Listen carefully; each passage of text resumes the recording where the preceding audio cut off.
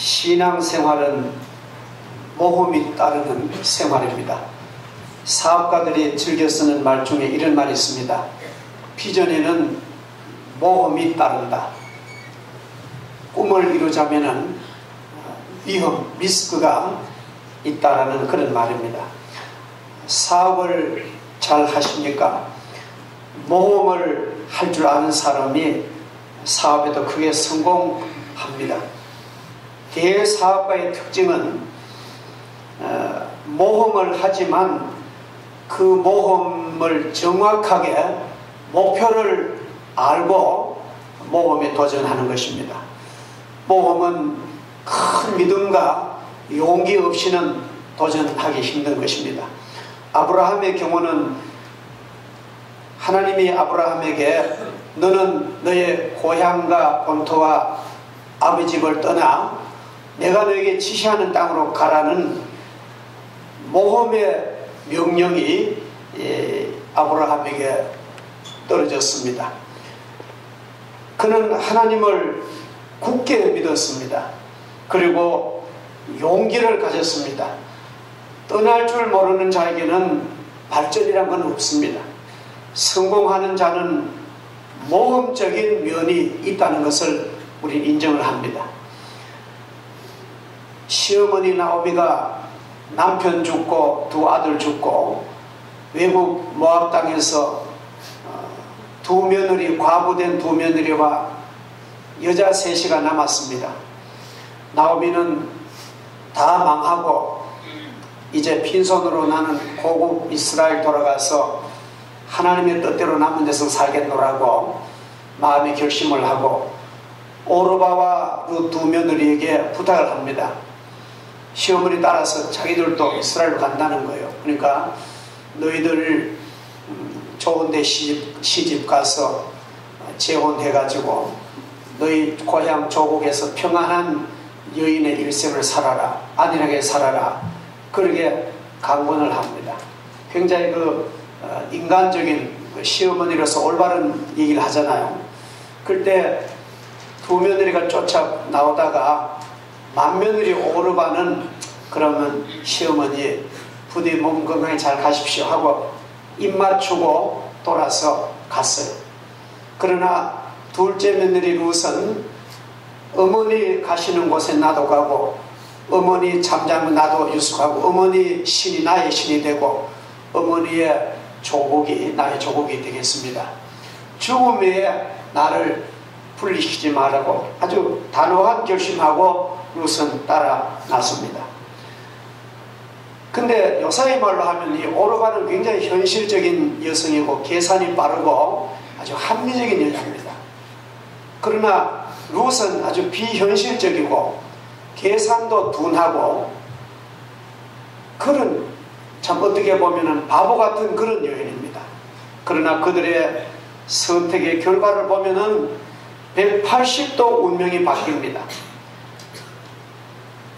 오르바는 모험을 싫어하던 오르바는 그 다음에는 역사에 대한 기로서 아무 이름도 없이 그만 지워지지만도 신앙생활 하겠다고 시어머니 따라 나섰던 룻은 훗날에 보면 다윗의 할머니가 되고 왕족의 대열에 서게 되고 특별히 거룩한 족보 예수님의 족보에 오르는 아주 위대한 여성의 삶을 살았습니다. 아브라함은 하나님의 부르심을 따라 산 그런 사람입니다.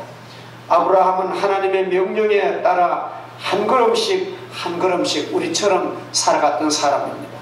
여기에 그가 받은 축복이 아브라함은 하나님의 명령을 순종하고 하나님의 뜻을 물어가면서 믿음으로 전진합니다. 여호와께서 아브라함에게 이르시되 하나님이 아브라함을 부르시고 찾아보십니다. 하나님이 그를 찾아왔기에 아브라함은 만났습니다. 하나님께서 인간을 부르시고 찾아와 말씀하시면 그 사람의 인생은 하나님 만나기 전보다 엄청난 그런 변화와 축복이 이루어집니다. 왜냐하면 이미 하나님의 그 은혜와 사랑이 이미 그 사람 마음속에 와서 아름답게 자리를 잡는 것이에요. 아마 그를 부른다는 자체가, 하나님이 그를 기억하신다는 자체가 아마 하나님의 사랑과 축복이 그 마음속에 아주 촉촉하게 내린 상태입니다. 아브라함의 이름은 본래 아브람이었습니다. 창세기 17장에 가서 새로 이름이 개명이 됩니다.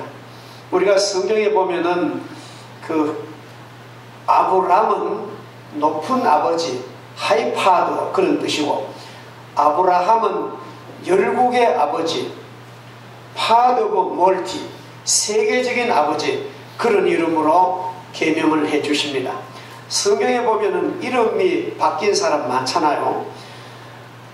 아브람을 아브라함이라 그러고, 사레를 사라라 그러고, 야곱을 이스라엘이라 그러고, 사울을 바울이라 그러고, 시몬을 베드로라 그러고, 이름이 바뀐 사람들은 그들의 이름을 바뀔 때 그들의 삶이 복되게 변했습니다. 새로운 삶으로 변했습니다. 이것이 바로 인간 유형이 달라지는 것입니다. 예수 그리스도를 만나면 그 사람의 삶이, 인생이 새 사람으로 변화가 됩니다. 예수님을 만나고서 그 삶이 바뀌지 않은 사람은 한 사람도 없습니다. 하나님을 만나보지 못한 자는 옛날이나 지금이나 변한 게 하나도 없습니다. 그러나 교회를 통해서, 성경을 통해서, 기도를 통해서, 찬송을 통해서, 예배를 통해서, 또 다른 경우를 통해서 주님의 부르시는 음성을 들은 사람은 그 삶이 변해지고 있습니다.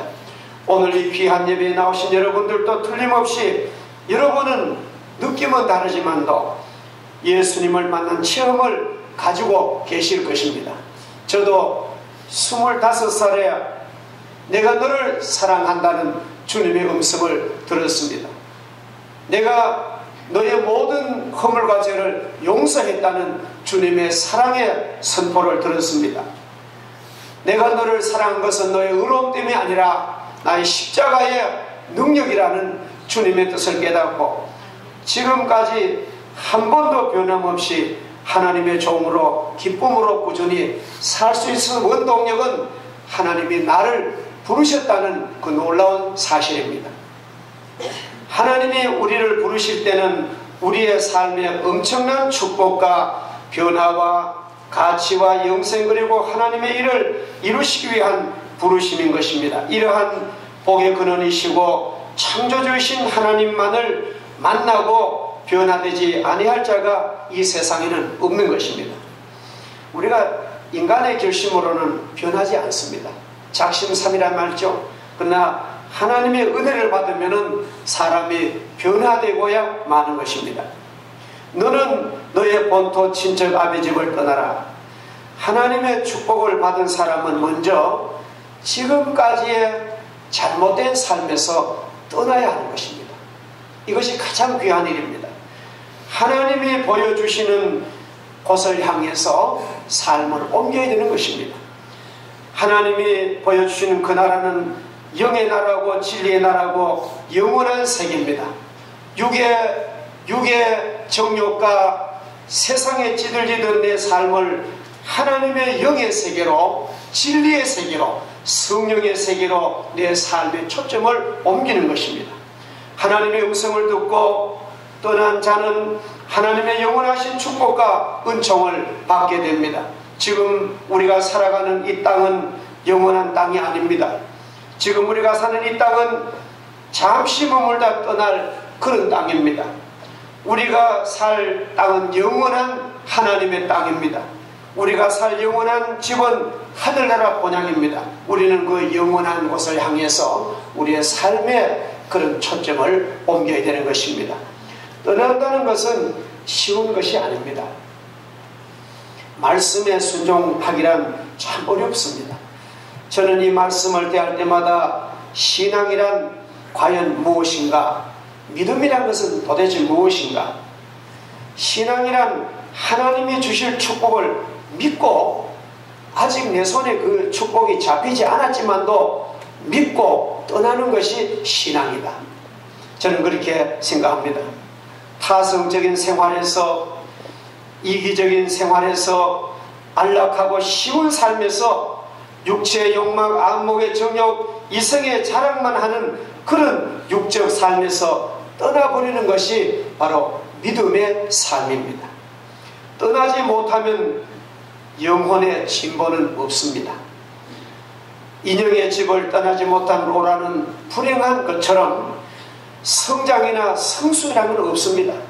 값진 행복은 없는 것입니다. 우리가 다 자라서 결혼한 아들, 또 새로 들어온 며느리가 말이죠, 독립하지 못하고 부모 곁을 떠나지 못하고 맨날 부모 집에서 경제적 도움받고 정서적으로 독립하지 못하고 그 아들 며느리가 부모 곁을 맴돌면은 모르겠어요.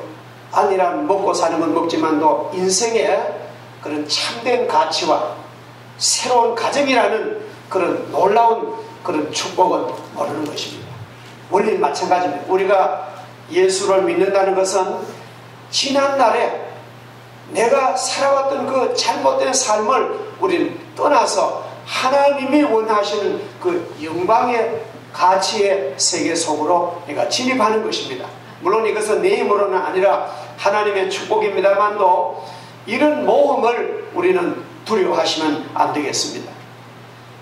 현재 우리 교회에 나오셔서 세례 받으시고 믿음 생활 잘 하시는 그런 연세만 어른들이 있습니다. 저는 참 이분들을 생각할 때마다 너무너무 신기해요. 사람이 나이가 많아지면은 자기를 못 떠납니다. 점점 더 그런 생에 집착하게 됩니다. 근데 우리 교회 보면 우리 김기춘 어르신, 길준 찬씨, 정용진 집사님, 또 박잠술 집사님, 이런 분들 보면은 그 예배 드리는 모습이, 교회 나오시는 그 모습이, 교회에 들어오셔서 겸손히 예배 드리고 하나님을 경외하는 그 모습이 얼마나 아름다운지, 그야말로 은빛 윤기 나는 아름다운 실버요, 아주 고상한 노인이요, 멋진 인생의 가을 노을을 본 것 같습니다. 제가 얼마 전에 60세가 다 되신 금방 안수받은 목사님을 만났어요. 1월 달인데 그 목사님이 제게 이런 얘기를 하십니다. 저는 대기업의 중견 간부로 30년을 봉사를 했대요. 그래서 경제적으로도 윤택하고 사는 것도 괜찮는데 너무나 그 직장생활에 타성에 젖어서 온갖 죄를 다 지었다는 거예요. 그저 가정의 어떤 부부의 그를 떠나서 그런 죄도 짓고 먹어야 될 거 안 먹어야 될 거, 관계해야 될 거 안 할 거, 온갖 죄를 다 짓고 보니까 내가 이렇게 살다 보면 내가 내 영혼이 무서운 심판 받겠다. 굳은 결심을 하고 그는 대기업에 나와가지고 나이 60에 목사 안수를 받았습니다. 물론 그 과정을 몇 년 다 거쳐가지고. 그래서 그 목사님이 서울서 제가 갔던 그 주일날 제 재직 수련회 오시는 거예요. 그 부부가 이웃에 산 떨어진 곳에서 오셨는데 얘기하시면서 지금 그 교회 할머니 할아버지 한 10명도 안 된답니다. 이러면 생각해 보세요.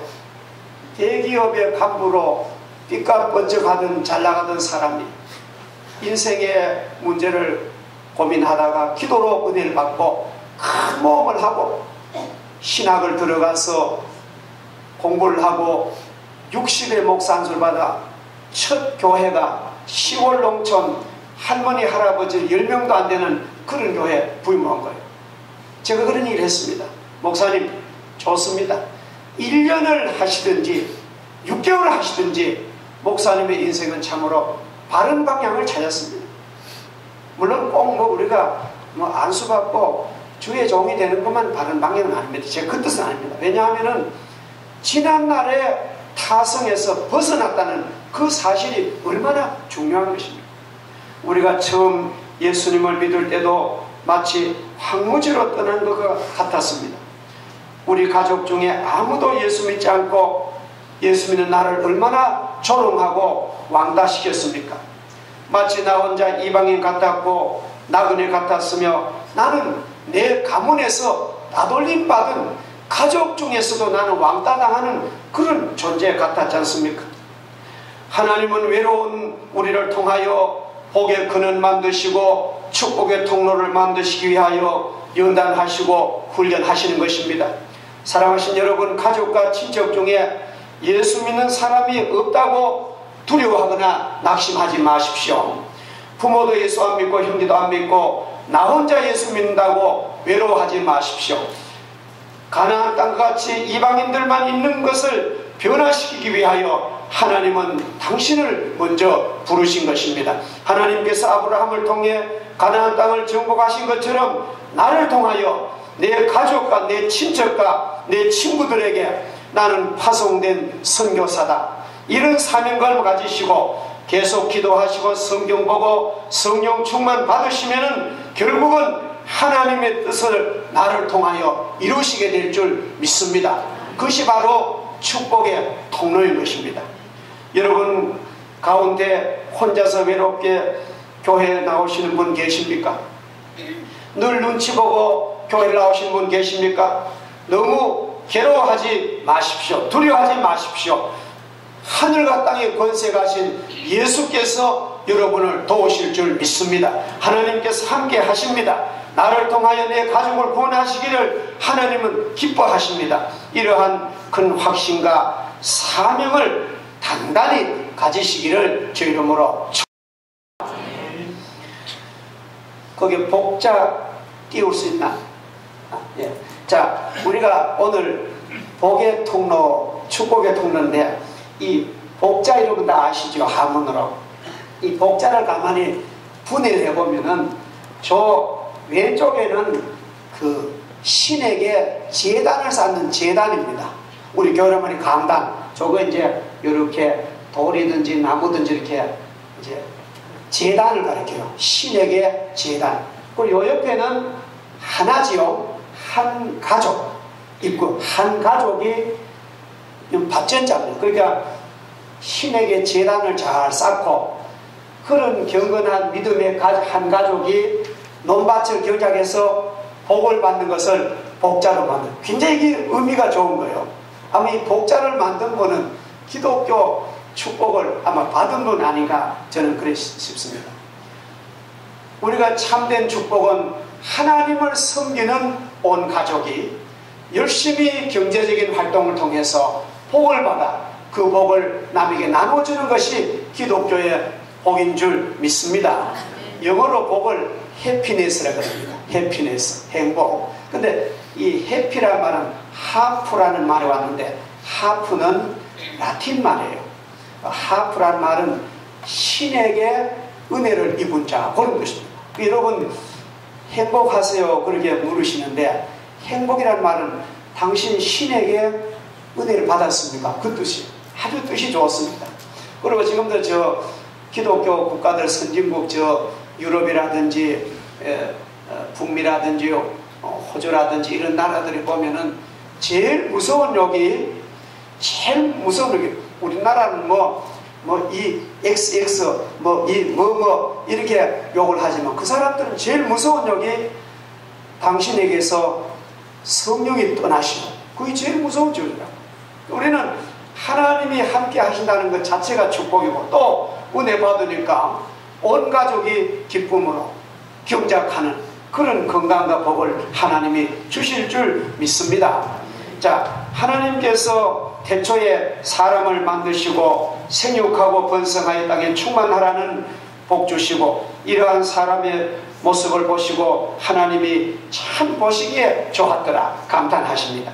하나님은 오늘도 우리를 복 주시기 원하여 우리가 하나님의 은혜를 먼저 입고 하나님을 만나고 하나님을 배우고 그래서 은혜를 받고 마음에 큰 기쁨을 얻은 우리들이 이제는 복의 통로가 되는 사람으로 하나님이 만들어 주십니다.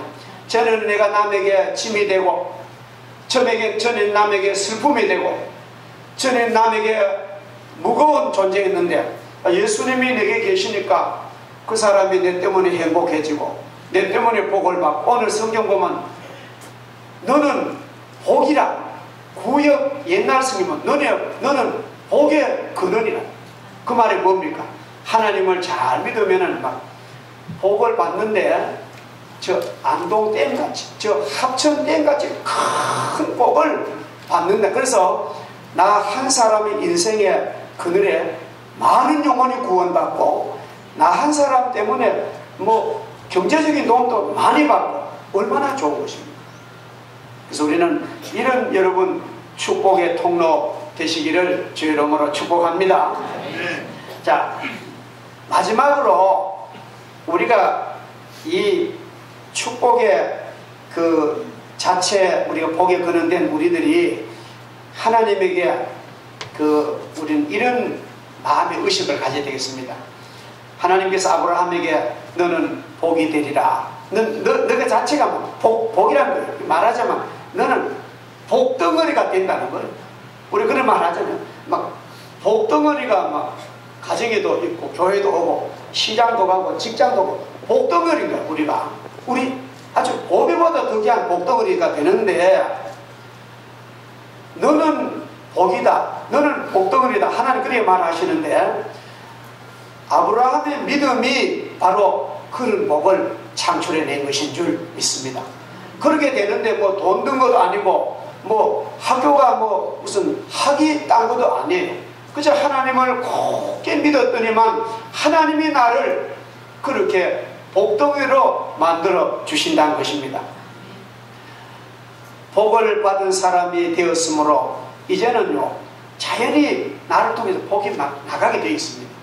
여러분, 만약에 제가 제 몸에다가 향수를 가지고 있으면 많은 사람이 향수 냄새, 그러나 내가 막 아주 냄새가 고약한 거, 어디 잘못된 그런 무슨 멸치 그런 잘못된 그런 냄새를 어디 옷에 묻히면 가는 사람마다 나를 싫어합니다.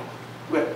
나쁜 냄새 나네. 그러니까 우리가 하나님의 복을 받으면은 자연히 나는 이 축복의 통로가 되는 것입니다. 제가 아는 권사님 한 분이 시집을 오니까 그 시집 가정이 전혀 불신 가정입니다. 막 제사가 막 1년에 제사가 뭐 10번도 넘고 온갖 귀신은 다 생기고, 뭐 들으니까 아래 신문에 났는데 어떤 굿하는 사람이 뭐 어떤 사람에게 7억을 구설하라고, 또 안 하면 또 누가 애기 죽는다고 가족 죽는다고 겁을 줘가지고 구설하는데 7억을 그 가족이 있는데, 그저 내 이제 알고 보니까 쏘겠다. 그래서 법원에 고발해가지고 법원 판사가 당신은 그 돈을 돌려주시오 판결했다고 봤습니다. 이 권사님 예수 안 믿을 때 시집 가니까 막 온갖 귀신, 온갖 제사 진다 볼일 다 합니다. 아무것도 가져오지도 않으면서 형들 와서 먹기만 하고 죽도록 제사 장거리에다가 이래놓으면 서기도 않아 가고, 그런 가운데 이분이 전도를 받아가지고 예수를 믿은 거예요. 예수를 믿고 얼마나 은혜를 받아 놨던지 이 분이 보면 복의 근원이 된 거예요. 그래서 힘도 안 들더랍니다. 자기 남편도 교회도 안 하고 자기 따라서 가짜 소리도 안 해도 자기 자녀도 예수 다 믿고, 그 집안에서 이 권사님이 얼마나 복을 받았는지, 서울에 저 도봉동 계시는데 그 자녀들이 그렇게 아름다운 가문이 된 걸 저는 봤습니다. 뭐 우리 교회도 그런 분 많잖아요. 예수 믿고 변화된 삶이 얼마나 많습니다. 가정에 사랑과 희락이 넘칩니다. 온유와 평화가 넘칩니다. 선하고 긍휼이 많습니다. 충성되고 절제된 생활이 있습니다. 동시에 오래 참고 의로우며 이웃 사랑하며 주의 일 하나님의 미션에 힘을 다합니다. 여러분, 이런 행복이 바로 예수님 믿으면 가능한 줄 믿습니다. 다른 사람까지 복을 받게 되는 것은 정한 이치입니다. 하나님께서 우리를 부르신 궁극적인 목적이 뭡니까? 너만 잘 되고 너 일생 잘 먹고 잘 사고, 그렇게 하나님이 부르셨습니까? 물론 그것도 포함되지만도 하나님이 나를 부르신 목 따라 합시다. 하나님이 나를 부르신 목적은 다른 사람에게 내가 축복의 통로 되기 위해서 부르셨다. 아멘. 하나님 나를 부르신 것은 나를 통해 다른 사람 구원받고 천국 가게 하고 육신적으로 잘 되게 하는 그런 통로로 나를 부르신 거예요. 그래서 여러분 오해하면 안 됩니다. 아니 내가 이만큼 잘 되면 되지 뭐 그 이상 내가 그럼 이제는 뭐 충성한 것도 없고 주일이나 지키고 막 이 복을 받은 거나 잘 지켜나가면 될다. 한 80까지 내가 또 계산해가지고 내가 남한테 신세 안 지고 그렇게 하면요 하나님께서 그 있는 것도 뺏어 막 하나님이 나를 축복의 통로 만드시니까 우리는 곧장 주고 요만큼 주면 요만큼밖에 안 와. 그러나 이만큼 주면은 하나님이 이만큼 받습니다. 하나님은요 우리가 베푸는 사람에게는 하나님 아끼시지 않습니다. 그래서 우리는 축복의 통로가 되어야 되겠다. 너희는 세상의 빛이요 세상의 소금이라고 말씀하시잖아요. 그 이스라엘에 가면은 갈릴리 바다라는 큰 북쪽의 바다가 있습니다. 실제로는 바다가 아니고 내륙의 호수입니다. 근데 이 갈릴리 바다는 그 북쪽 레바논 지금 이제 전쟁하는 시리아 같은 데서 막 많은 우거진 산림과 수목에서 물이 좋은 물이 신선한 물이 막 콸콸콸콸 막 그리 유입되는 거예요. 그래서 그 갈릴리 바다에는 70종류의 고기와 생물이 잘 서식합니다. 물이 아주 깨끗하고 좋습니다. 그리고 갈릴리 바다는 그런 물을 받아가지고 많은 생명을 서식하게 하고 또 그만큼 물을 요단강으로 막 내보는 매일 막 내보는. 근데 반대로 그런 물을 받는 밑에 사해바다는 매일 그 갈릴리 바다에서 그렇게 많은 신선한 물을 받아 먹기만 하고 내보내질 않습니다. 하나도 물이 가는 데가 없어요. 그래서 그 바다는 죽음의 바다, 아무 생명이 못 산. 저희들이 거기 가서 그 사해바다에 몸을 담갔는데 막 피부가 막 뭐가 팍 일어나요. 얼마나 독한지 온갖 오염들. 그래서 우리 인생도 마찬가지. 우리가 하나님의 복을 받아 그 복을 곧장 퍼주면 말로 주고 실제로 베풀고 기도로 베풀고 물질로 베풀고 옷으로 베풀고 우리가 이렇게 베풀면은 하나님은 계속 점점 나에게 더 채워주시는 하나님. 그러나 내가 받아가지고만 딱 내가 닫아버리고 이거 내가 먹어야 되지. 내가 왜 어떻게 받은 복인데 왜 남을 줘? 남을 딱 끊어버리면은 그러면 그 안에서요 썩어버리고요. 오히려 그게 복이 오히려 병이 되는 줄 믿습니다. 그래서 오늘 이제 우리는 하나님의 말씀으로 믿음으로 기도하면서 우리 교회 성도들은 복의 그는 다 되신 줄 믿고 우리가 그런 믿음으로 앞으로 세상 살아가면은 여러분만 아니라 여러분을 통해서 많은 사람이 구원의 축복과 이 땅의 복을 받게 될 줄 믿습니다. 아멘. 기도하겠습니다. 전능하신 아버지 하나님 감사합니다. 저희들 오늘 아브라함을 부르신 하나님 똑같은 아버지를 모십니다.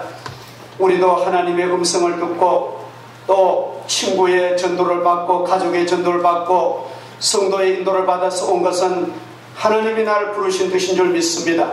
예수 믿고 우리가 구원받아서 큰 변화와 기쁨을 체험하고 나아가서 우리가 축복의 통로 복 자체가 되어서 많은 사람을 내 일생을 통해서 구원하고 복이 될 수 있도록 우리들을 인도하여 주시고 함께하여 주시옵소서. 거룩하신 예수님의 이름으로 기도하옵나이다. 아멘.